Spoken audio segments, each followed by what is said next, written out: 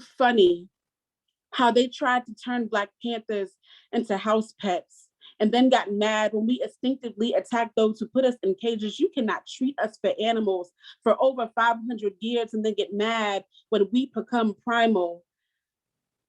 Fact. Black Panthers have a dark coat, but if you look closely, you can still see our spots, which means we're still a part of the same family as our fairer skinned panthers or leopards. We're just better at blending in with the night. Fact. Black Panthers are known for being fast and extremely agile. Too bad we have not mastered the art of outrunning a bullet. Fact. Black Panthers are known to roam alone, but it seems that makes it easier for hunters to target us. You can call me Black Panther, Black Cougar, Black Jaguar, but don't tell me all spots matter when poachers are only trying to make the Black ones endangered. Fact. Black Panthers can survive in any climatic condition, which is why we still roam these streets like the Black roaches you think we are. Fact, roaches can survive a nuclear explosion, so we are ultimately unaffected by the atomic bombs the world continues to drop on us. There's a reason nobody can exterminate us, and it doesn't matter what kind of weapon you choose, whether it be a noose or a gun or a law that makes burning Black skin legal. We will rise out of the ashes of this country to erupt on your streets, a product of the volcanoes created on plantations. Fact. There's a Black rose that only grows in a small town overseas. It's Black to the naked eye, but it's really a dark crimson red. And I'm almost certain that my melanin is really the blood of my ancestors crawling out of my skin when they understood the world felt we were dangerous, when it knew how essential our Black berries were to civilization. Fact.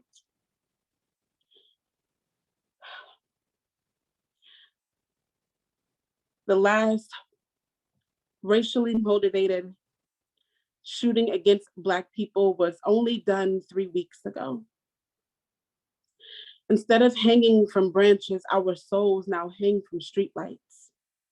Instead of watering the ground, our blood waters the pavement. My people in the street are the same color. I guess that's why they can't tell the difference when we are laying on them. It seems we should just stay there and try to blend in, but fact, Black Panthers have never backed down from a fight.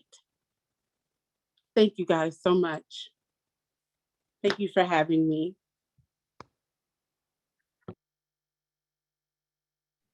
That was deep, beautiful, introspective, amazing.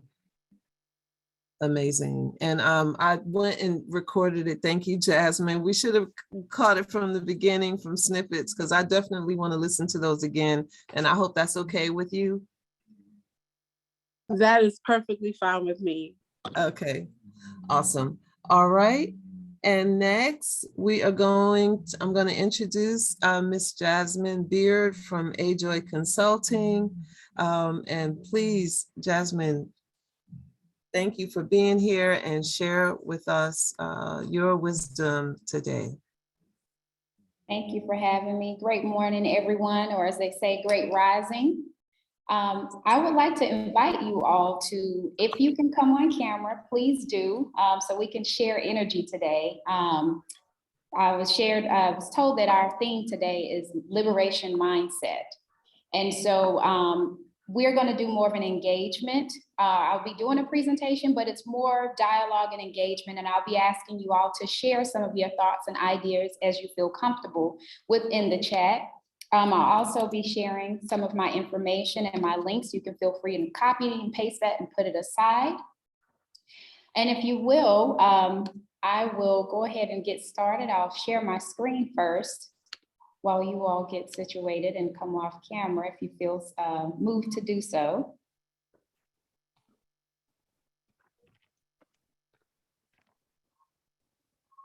And if you'll let me know when you can see my screen.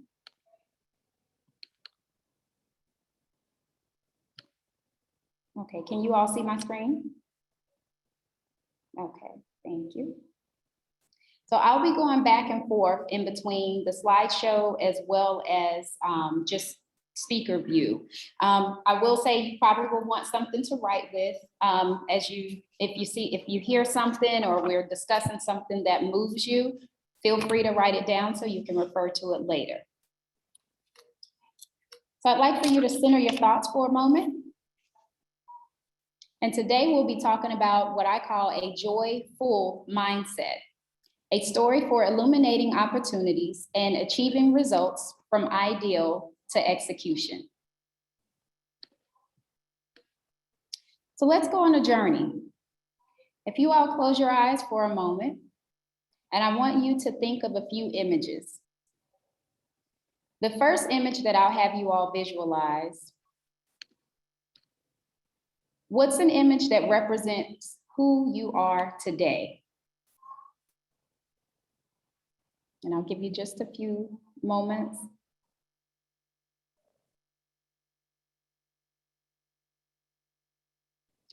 If you feel moved to do so, feel free to share what that image is in the chat.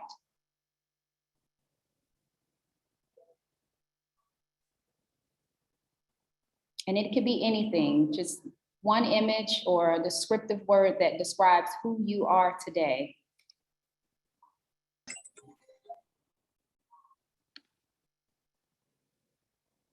Someone put a student. Thank you for sharing.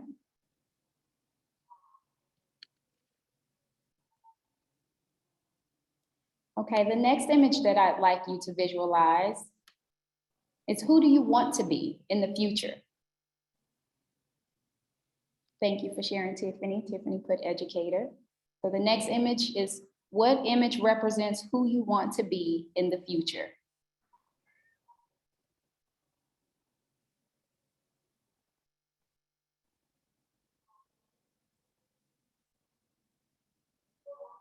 Okay, someone shared a teacher.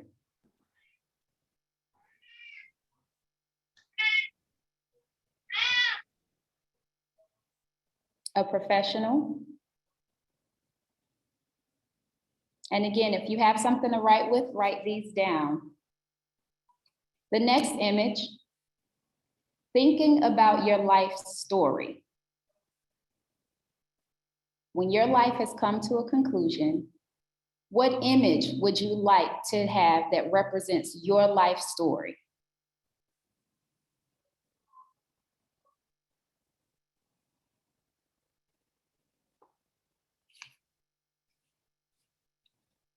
I'm giving you a little bit longer because that might require a little bit more contemplation.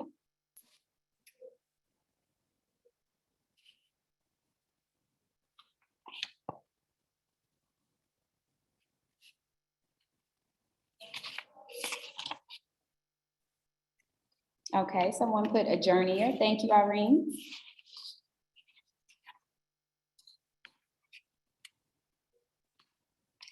So if those images were impactful to you, how did you feel? Someone want to share how you felt visualizing these images? Someone put a bird or a feather, working with people and languages.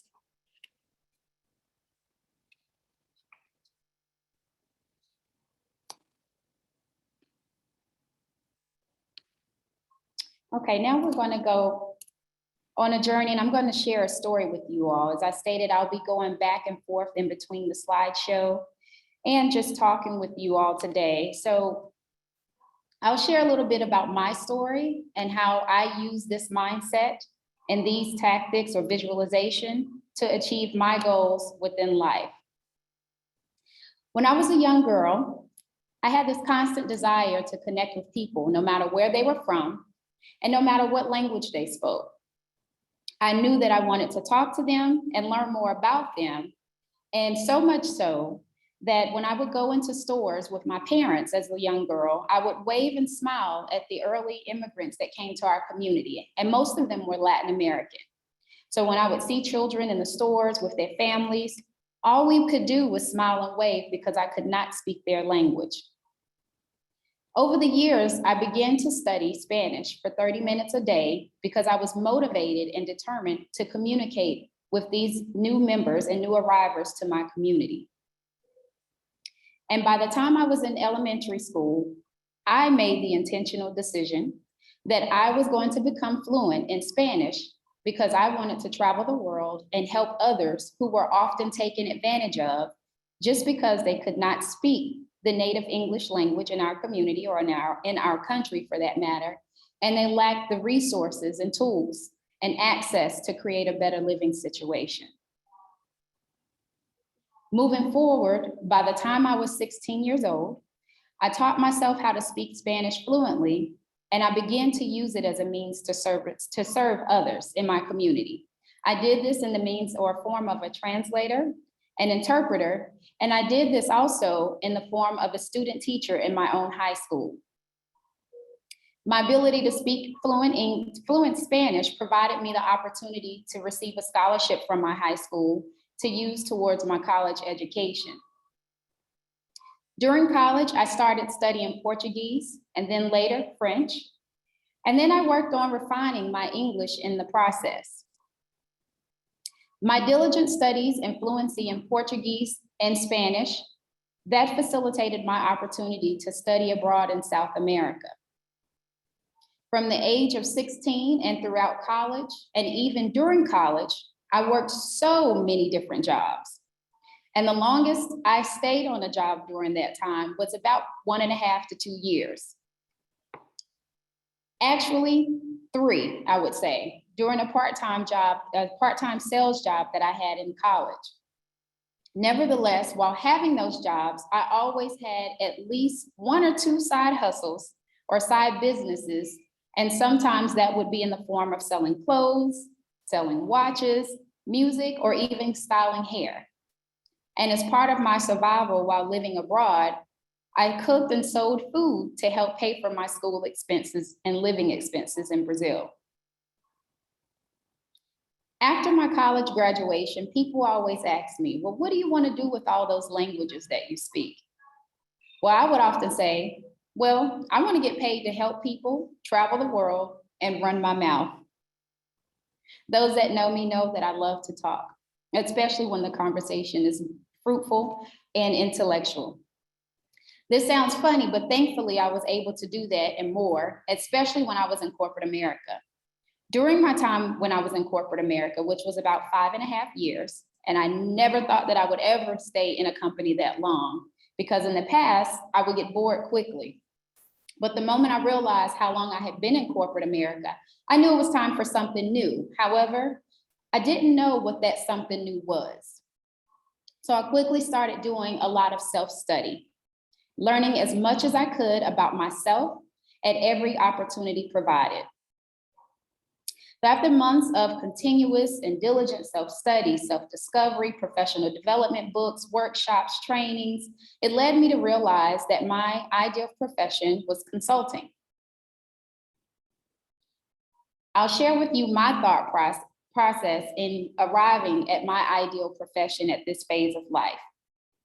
Feel free to write these down. I'll share with you these 3 questions that will help be a catalyst for you if you're in that phase of ambiguity of what your next steps will be.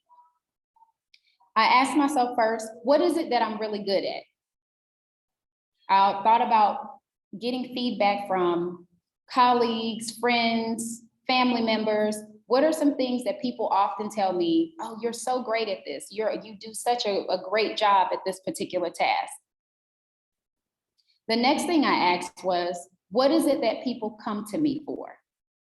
This is very important. When people are asking you for, to do a favor or to work on a particular project, it's great to pay attention on not only what they're asking you to do, but why they're asking you. I don't know if any of you can relate, but my mom always used to ask me to do everything. I have siblings and quite a few, but I was always the one that was asked to do it. And I don't know if you heard those words before, but it was when you ask your mom, well, why are you asking me to do it all the time? Why can't so-and-so do it? Or why can't they do it? And her number one response was, because I know if I ask you, it will get done. And that was something that stuck with me all throughout life. And most importantly is, what is it that I enjoy doing the most from these previous 2 questions or categories? A funny example of this is, you might be really good at making money. You might be, and most people might come to you for loaning them money, but is that something that you enjoy? So this is why it's important for those 3 questions to align. When I did this process, along with my self-study, it was at that moment that those answers to those 3 questions aligned, and I realized that I was on the right track. Part of this alignment was made much easier, again, by continuing to seek knowledge of self, doing personality assessments, behavioral assessments, lots of deep reflection and time alone, paying attention to feedback from my network, whether it was previous managers, previous colleagues or coworkers, or people that I've worked with in the community in the past, as well as the present. And the application of that self-knowledge is what gave me significant leverage to take action on my goals and my personal desires beyond any fear or doubt. Self-knowledge is one of the best tools you can use whenever you're facing fear or doubt to embark on a new journey or any goals that you have in life. So fast forwarding today, I started my own company, AJOY Consulting, in 2018, and almost now 3 years after leaving corporate America to work full-time for myself, I've been able to fulfill my passion of developing people and businesses while helping them grow personally and professionally. While doing this work in the community and in business, I came to realize that there was a formula that I consistently implemented and operated by, and it is now the core values in my company today. So I'll just share with you this particular slide here regarding the self-assessments. I've had the pleasure of working with one of the #1 elite partner team of consultants for Predictive Index. And we do self-assessments. And this was one that I felt was one of the most powerful. And I'll share something with you later in the presentation today. But just to give you an overview of what that mindset and transformation has led me to accomplish, I've been able to be certified in customer experience management. I've been able to travel, work, and study abroad, and become an expert in customer-focused selling, as well as certification in 6 Sigma Lean for project management and talent optimization. So going back to the formula that I shared with you all, how many of us are foodies? Feel free to raise your hand. I have my Foodies Anonymous card, so you're not alone. So how many of you might want to guess what PIES stand for? If you want to come off the mic, you can. We can have a conversation. It's totally fine. So let's start with the letter P. What do you think P might stand for? Feel free to type it in the chat or come off mute. Anyone want to guess the I? Okay, someone said personal. It's not, but good guess. What about the I?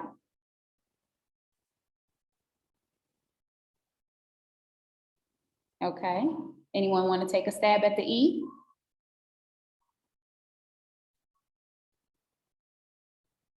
And then the S. Empathy, thank you, Tiffany. That's a great one. It's not, but that's a great guess as well, which is very important in leadership, especially if you're in business. Excellence, great, that's close. Peace, integration, equality, and substance. I love that, Marva, thank you. All right, we got some good pies going on here, some pie recipes. Well, I'll go ahead and share with you what my formula for pies means. 1 second. Okay, so passion, integrity, execution, and service. So those are my core values, and I operate by this every day. When I am asked, can you take a new client? The first thing I ask is, am I passionate about their project or what they're looking to accomplish? It's important to do work in your life that you're passionate about, regardless of what society or your friends tell or family tells you, because we all have heard they say, they think, or this or that.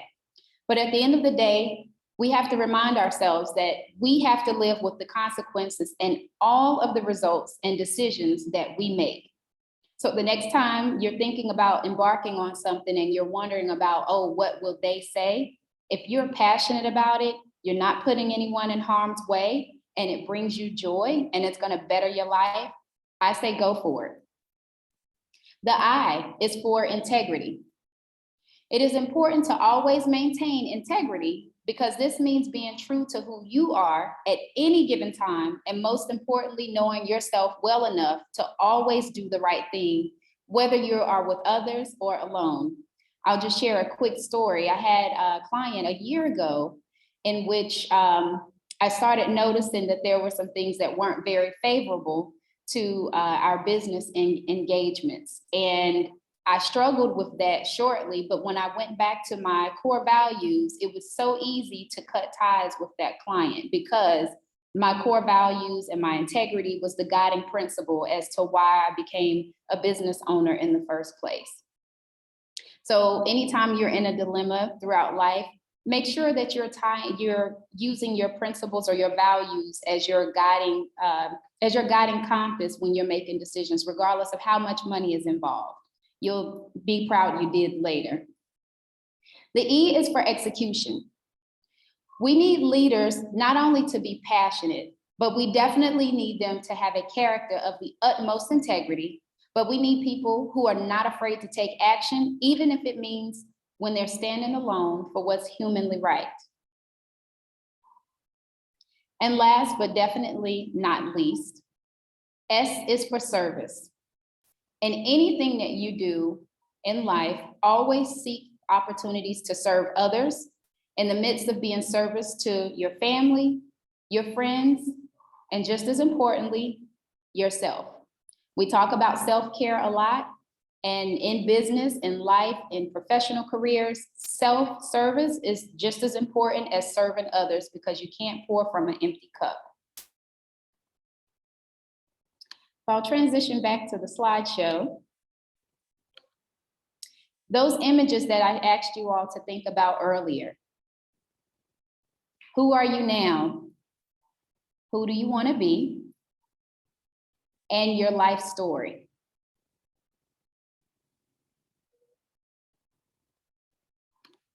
Did anyone, someone said those pies look yummy, thank you.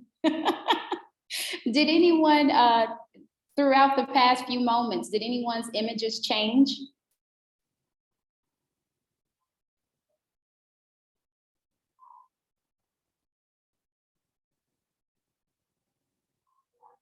And feel free to share it in the chat because I can't see all of you from the screen that I'm on. I think the questions make you think deeper, at least making me think deeper, wanting to take some time with it. Thank you for sharing that, Stephanie.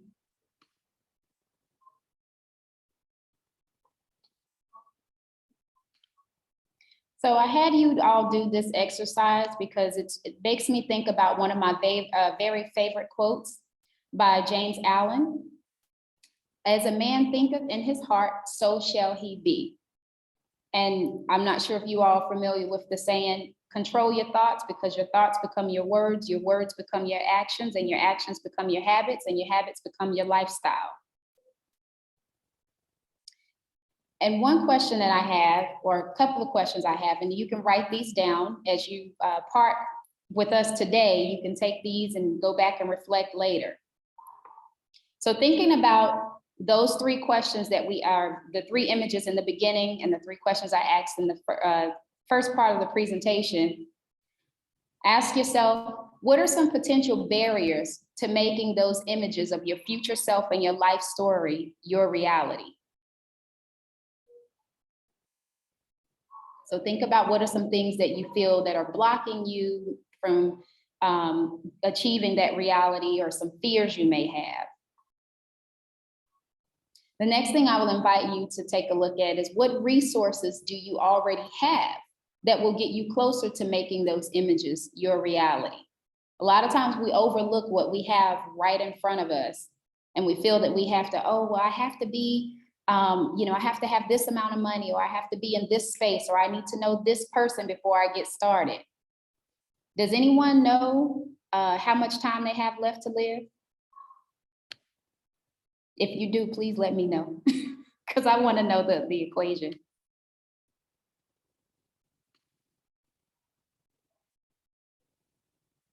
And then the next question is, what are you waiting for to get started?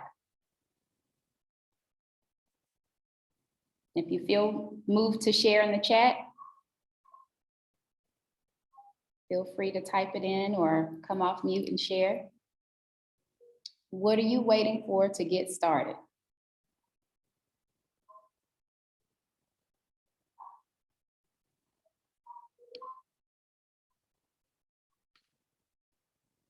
So I'll leave you all with two of my favorite mantras that I created a long time ago, and this is what gave me the courage to leave corporate America. And I'll share with you, I was working in corporate America, making $75,000. As you can imagine, for some that might be much, some that might not be a lot, but it was the most I had ever made in my entire professional career. And having a child, knowing that I was walking away from that consistent paycheck, I experienced all the emotions you can think of, emotions I didn't even know existed upon my exit from corporate. But these two mantras gave me the courage to move forward. You only have one shot to write your life story, and it's up to you to determine your narrative. And just as I said, with service and integrity, your growth means nothing unless you are planting seeds for others along the way.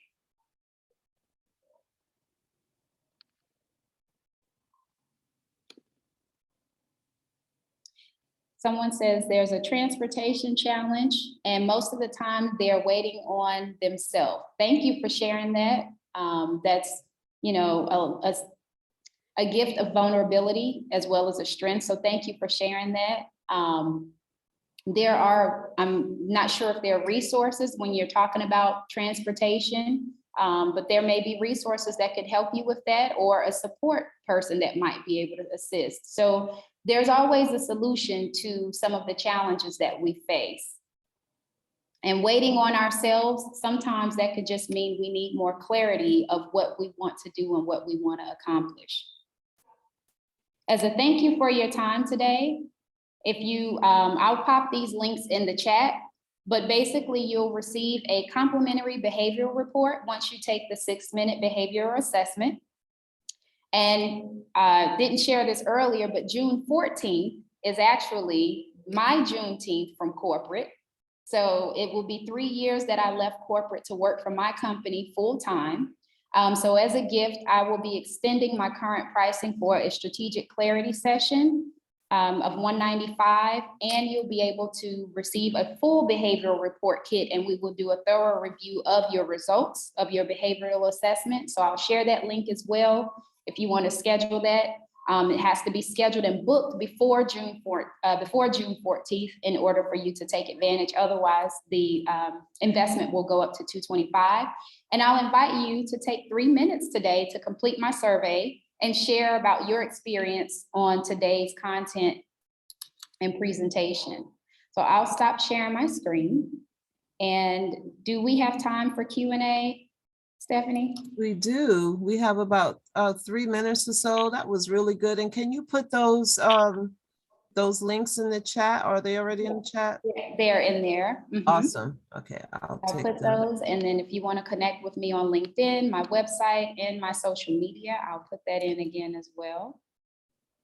Yeah, and if anyone has any questions, and we really encourage you to come off of mute and participate in the chat. We feed off of the energy and the questions, so feel free to share. There's, as our wonderful Corinda likes to say, there's no wrong answers, and feel free to talk in rough draft. But thank you so much, Jasmine, for that. Those are some questions to ponder on a Saturday morning. Welcome. Thank you all for having me. If there are no questions, I hope you all have a joyful afternoon. Thank you. I think someone. Oh, okay. Thank you, Debrita. Have an awesome day. Yes. All right, and now we're going to hear from Tiffany Grant, who is going to share with us a conversation called Money Talk with Tiff. So take it away, Tiff. Thank you. Yes, thank you so much for having me. So, hey everyone, my name is Tiffany Grant, and I run Money Talk with Tiff, which is a financial literacy and education platform. So, pretty much, I talk about money, in the short of things. But the most important thing that I get to, so I talk about mindset because, believe it or not, money is an emotional thing. So, kind of like Debrida was saying in her first poem, financial journeys are unique, right? So don't compare your chapter 1 to someone else's chapter 25. It's going to be completely different. And like she also said, comparison is the thief of joy. So let me give you an example of my journey in financial education. So when I was younger, I grew up in a household, pretty much my entire family is spenders, okay? They love spending money, which was great for me because as a kid, I'm like, okay, I can get this and I can get that and I can get this. And I could pretty much get with whatever I wanted, especially because I grew up with my grandparents and they spoil. So my journey into financial education started there. I realized that my family is a family of spenders and hoarders, but don't tell them I told you that. And so at the end of the day, I remember when I started living with my mom, we would go into a store and they always offer the credit cards, right? They're like, oh, if you sign up today, you get 25% off of your purchase. And that's usually how they get you in, right? So my mom, she would always be like, well, yeah, let's go ahead and do it. Okay. And then she would whisper over at me and say, well, I know I'm not going to get it. And then lo and behold, they say, you're approved. And so she would go ahead and take that card. And I kid you not, I remember a credit card stack being about that big that my mom had. Now, I say that money is emotional, and here's why. My mom told me, because later on she decided to become a client, and she told me, she said when she was growing up, she saw that my aunt had a credit card portfolio. I don't know if you all remember those, but a credit card portfolio. And every time she would go into a store, she would just flip through her portfolio and say, oh, I used this one today. And she could get whatever she wanted. And so when my mom growing up seeing that, kind of set the trajectory for her to say, oh, I want to be like my aunt, which is my grandpa's sister, but she's like, I want to be like my aunt. I want to be able to go into a store and get whatever I want. And so her journey started on the whole credit card and debt situation. Now, fast forward to 2008, 2009, of course, we went into the recession. Now, during that time, what I saw happen, because I was, I'm not going to say how old I was, but I was young, right?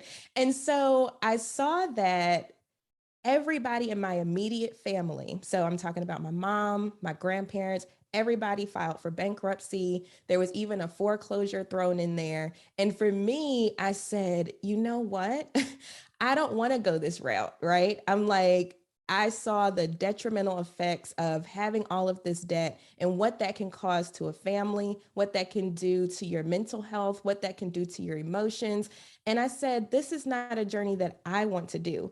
And so what I decided in that moment was I was going to start teaching myself about money because nobody around me knew anything about money. Nobody knew a lot of the stuff that I know today. And so what I did, I started reading, listening to podcasts, whatever I could do, getting magazines, the money magazines and Kiplinger Personal Finance, so I can educate myself and change my trajectory because I saw what the other trajectory gets you. Okay. So that's how I started on my journey. Now, like Jasmine was saying, you have to look at your values and you have to look at your mindset, even when you're thinking about money. And I know you might be saying, well, Tiffany, money is money. Okay. But I'm telling you this from experience and just from my brief story that I gave you. I was terrified of debt. I was terrified of credit. And the reason why was because I saw what it could do. And so for me, I didn't even get my first credit card until I was 20 something because I realized that you have to have credit to have credit. And so I'm like, oh gosh. And it was so traumatic for me. And I say that to say, a lot of how we deal with our money and a lot of how we interact with our money has to do with how we were raised. It has to do with our mindsets around money. It has to do with culture norms, what we're used to, society. And so getting to the root of how you interact with your money is super important to success. It wasn't until I realized that, oh, I react to money like this because of all of these situations that I was in before. And so now I know, for instance, if I'm like, oh, I want to spend something, I'm like, but wait a minute, Tiffany, let's go back to the basics. Let's make sure that this is not something that's going to get you off track. So with that being said, always think about your mindset and your values. So here's a tip that I have for you when it comes to mindset. When I say the word budget, okay, um, what's your first reaction? Just budget. What do you feel? Do you feel like restriction? Do you feel freedom? Choke? Necessary. Necessary, okay. But usually people have a negative reaction to budget. It's kind of like when you say diet, right? People have a negative reaction to that. And the reason is because they think it's a restriction. Now, let me give you one of my mindset hacks that I have when it comes to budgeting. When it comes to budgeting, right? I look at a budget as giving me freedom. Now, let me give you a quick story as to why. I hate spending money. I'm very, very, very frugal. Okay. And so one day, my shoes were literally doing one of these numbers, right? They was separating at the sole and then they was talking. Um, so I said, like, I don't really feel like spending money on some new shoes. Like, this is just not something that I want to do. Well, I said, you know what, Tiffany, you really need some shoes. Let's go back to the basics. Let's look at your budget. And lo and behold, every single month, I had a line item for clothing that I never used because I don't like spending money. But then that made me realize, Tiffany, you have already budgeted for this. You have already gave yourself permission to get these shoes. Why aren't you using it? And so that was my flip of the switch. I said, wait a minute. Instead of looking at my budget as what I can't do, it's actually giving me permission to do what I want to do. And so I, of course, went ahead and used the budget that I had already allotted for, which also, keep in mind, this wasn't getting me off track. So all of that stuff I was telling myself, like, oh, this is going to mess up my debt payoff. I'm trying to be debt free by 30. I'm on a roll. If I get these one pair of shoes, it's going to throw things off, for that month. But that was all in my mind. It wasn't real because I had already allotted for that particular thing. So I was like, you know what? I can go ahead and spend this and it's not going to do anything to get me off track. And that's when I realized that a budget is not a restriction. It's not to limit you. It's not to choke you. It's to give you freedom. It's to give you permission to do the things that you want to do. So backtracking just a little bit. When you're looking at your financial situation, like I said, you have to start with your mindset, but also look at your values, like Jasmine was saying. You want to know what's important to you. What are your personal values? And then you want to start building goals and things around that. Now, a lot of people, when they come to me for financial counseling, they're like, oh my gosh, I'm in so much debt. Oh my gosh, it's like 50,000. I even had someone had like 200 and something thousand. And, you feel where it's impossible, right? Because I know when I started on my journey, I had over 50,000 in debt. And I was like, oh my gosh, like how am I ever going to do this? Especially as a single mom of two boys, not really making too much at that time. And I was like, this just seems impossible for me. But what I did was I created a plan. Okay. And so when you're looking at a big goal, whether it's debt payoff or whether it's to travel or whatever it is, going to school, whatever, always break it down into bite-sized pieces. And that was one of my keys to success. So what I did when I was looking at that 50,000 plus hump, I said, okay, let's see, I have a $1,000 student loan. I have a $2,000 medical debt. I have a $5,000 car. Okay, let me go ahead and I did a combination of the snowball method and the avalanche method. So I'll get to that in a minute. But I was like, okay, let me put these debts in order of the way I want to attack them. And I focused on one debt at a time. I don't know if you all are familiar with Dave Ramsey, but that is also what he preaches as well.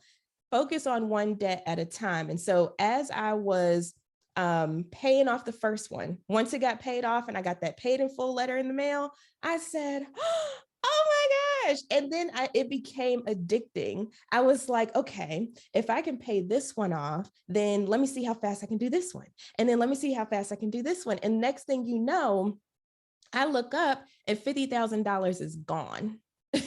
And mind you, like I said, single mom of 2 boys. I think at that time I was making like $13 or $14 an hour, and the 50,000 was gone. And I said, oh my gosh, like, I don't believe I just did that. And it was because I took it baby step by baby step. So I encourage people, when they're doing their big goals and they're looking at what they want their dream life to be, break it down into smaller goals that you can do, whether it's daily. You know, I always say there's no such thing as failure. As long as you're working towards a goal, you're making progress and you're being successful. So break things down into daily, weekly, monthly. What does that look like? And how does that get you to your bigger picture?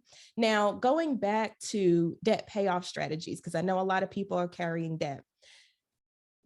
There's 2, and I would argue 3 different ways that you can tackle your debt.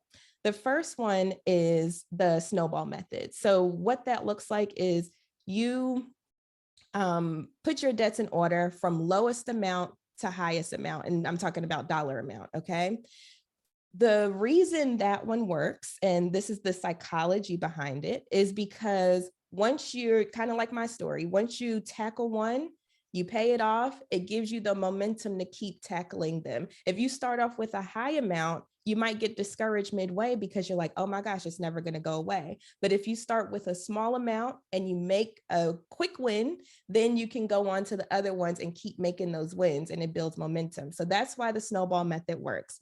The other method is the avalanche method. So this method is if you want to save the most money, because what this one does is you rank your debts in order from most interest rate to least interest rate. And so you're tackling your debts that way. So you're taking out maybe the high interest credit cards first, and then working your way down to the student loans, so on and so forth. Now that one is not as psychological, but it helps you save more money because, as you might imagine, you're paying less in interest. Now, the third one I like to argue is doing a combination of both. And that's kind of what I do. So depending on how the debt is structured, it might make more sense to go ahead and pay off a smaller interest rate one with the lower balance, but then later on, it might be more beneficial to do a higher interest rate with a bigger balance, you know? So I kind of do a combination of the 2.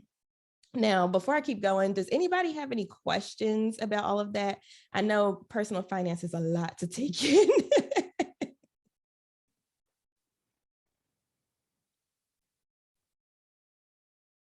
Okay, and if you have any questions, feel free to drop it in the chat. I love to answer questions. It's awesome. And usually people have a lot. So definitely let me know. Now, another thing, and you might say, well, Tiffany, this is like, duh, but it's to spend less than you make, right? But I will tell you, it's one of the hardest things to do when you don't have a budget. Because at the end of the day, if you don't tell your money where to go, it's going to go wherever it wants to go. So whether that's at KFC for the 3rd time this week, or McDonald's every day, or drinking, going out with friends, it's going to do what it wants to do, unless Indian food, like Jasmine said, for the 7th time this week, it's going to do whatever it wants to do until you give it a job, until you give it a goal. And so that's why I tell people, start with your mindset first, Then go ahead and work towards your values, your goals, and what you want that to look like, and then work down to your budget. Because what you can do is use all of that information from the mindset to the goals, and then you mindset the goals, and then you work your budget around that. And let me give you an example, and then I'll get to your question, Nancy. I had a client and she had $10,000 in credit card debt. And that's why she came to me, because it was keeping her up at night. Okay. When we sat down and we looked at her spending, because that's one thing to definitely do, even if you don't budget, go ahead and just track what you're doing, because that will give you some awareness just in of itself. So we sat down and just tracked for a month. I told her, don't worry about, what you're spending on, just spend as per usual, and then just track it. So when she did that, she realized that she was spending over $800 drinking alcohol and going out with friends. Okay. So entertainment purposes. Now, when we met back up and we got back together, I was like, okay, well, now let's look at your goals. So if your goal is to pay off this $10,000 in credit card debt, and that's what's keeping you up at night, and that's what you're most worried about, then does your spending align with what's important to you? And so when I said that, she said, oh, because I told her, I said, even if you just take $300 off of that and put it towards the credit card debt, you'll be making more headway than just paying the minimums and stuff that you are now. And so once she did that, it just gave her that awareness to start making those changes. And I'm not saying deprive yourself at all. A simple $300 off of an $800 budget for entertainment. So you still have $500, right? And so you can still use that money for what you want and also tackle your goals at the same time. So Nancy was asking, are you paying the minimum on the debt you're not concentrating on? Yes. So that's how both of the methods work. So whether you do the snowball method or the avalanche method, the debts that you're not focused on, you just pay the minimums. And here's why. Because if you take your money and you spread it out so thin, so let's say you're just paying extra on everything, right?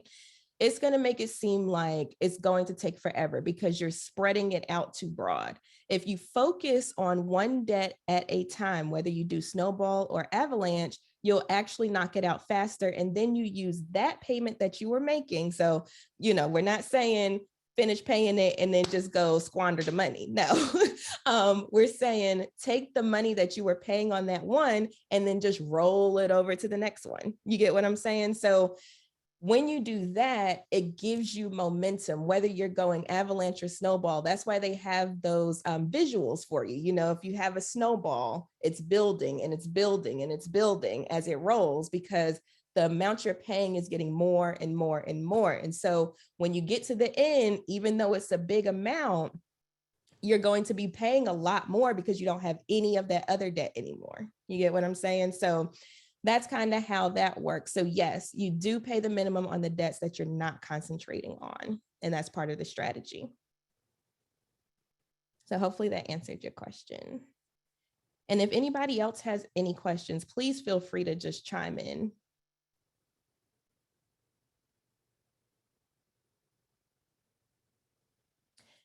All right, so let's talk about, because I know this is also a Juneteenth celebration, and I wanted to give you some tips and tricks that I have, but also just to educate and build that awareness, because everything starts with awareness, right? So I did a study and a blog post on Black financial literacy, and I did this, I want to say like a couple of years ago, because I was interested in what's the difference between, people of color and people that aren't, and what does that look like, right? So in my research, I found that if a white family holds assets of $630,000, the average African-American family holds $98,000. Now, as you can imagine, that is a stark difference. We're talking 630,000 to 98,000, okay? And then also, white families are almost 6 times wealthier than Black families. The median Black family income is $45,200. Meanwhile, the average white family income is $142,500, which is almost 3 times greater than the Black median family income.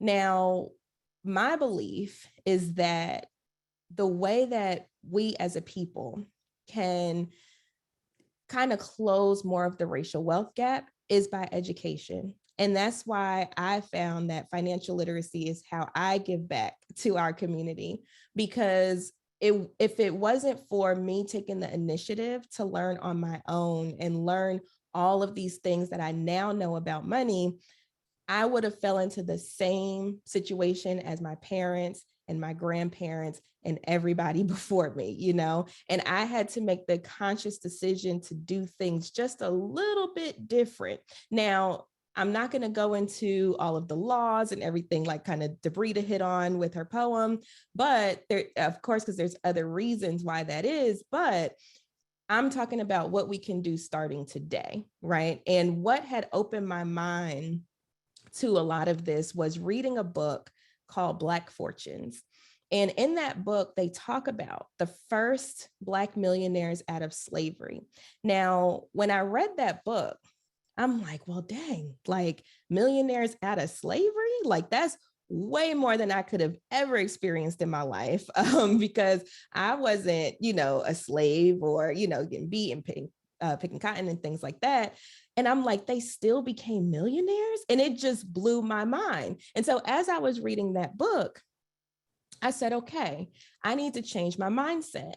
I need to say, okay, even though this country has these different laws and, you know, things like that, I have to learn how to play the game, right? Just like these people that were millionaires out of slavery, they learned how to play the game. They couldn't change the game per se, but they learned how to play it. And so that's what I encourage people to do. Instead of getting into the mindset that I can't do this, I can't do that, I can't do this, I say learn how to play the game. And part of that is building your financial literacy and building your education around money. Because according to a national survey, now this was pre-COVID, y'all, most families don't even have $400 to get through an emergency situation.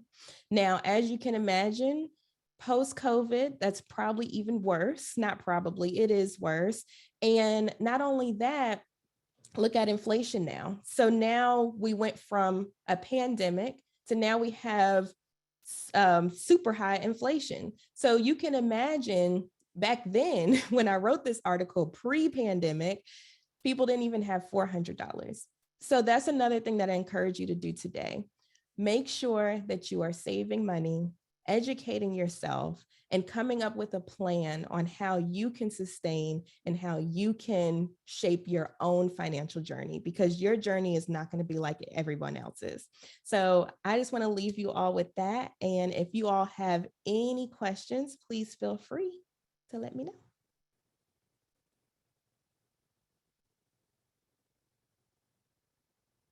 Oops, thank you so much, Tiffany. That was really, really powerful. And it's a lot on a Saturday morning, but it's stuff that we need to look at and understand so that we can experience the thrill of freedom in all the different ways in our world today. So I appreciate everything that you shared. And are there any questions or comments or thoughts from anyone here this morning? And I will say, I did go ahead and drop links. So I dropped the link. The first one is to the article that I wrote on Black financial literacy, if you want to dig a little deeper. And then my website, and then where you can find me on all the social media platforms. Definitely tune in to the podcast. It releases twice a week. And then also, make sure you tap into the blog, because it's last I checked, they had like 200 and something articles. So it's a lot of reading material there. Thank you. Thank Molly you. said you can teach kids to get a little credit card and use it once and then close it out. Yes. Gotcha. So with that, Molly, Yeah, that's a good field, financial literacy for kids. Yeah, Mhm, yep, it is. mhm. And I will share, let me share my screen. Can everyone see this?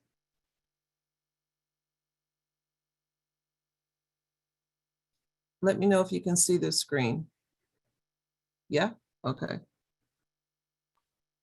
So we just want to invite you to our next Juneteenth Lecture Series, and it'll be with Reverend Dr. Orlando Dowdy, who's a clinical psychotherapist and pastor, and he will be talking about Black mental health.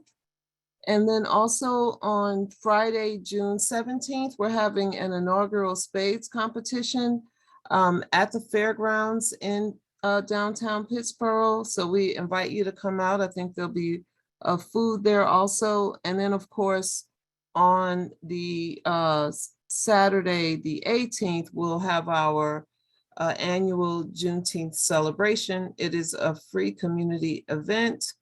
There'll be a African American Heritage Walk, live music, food trucks, and Black vendors, and there'll be a kids corner for kids to play, lots of poetry. So we welcome you all to come out. I again want to thank you, Tiffany. Thank you, Jasmine.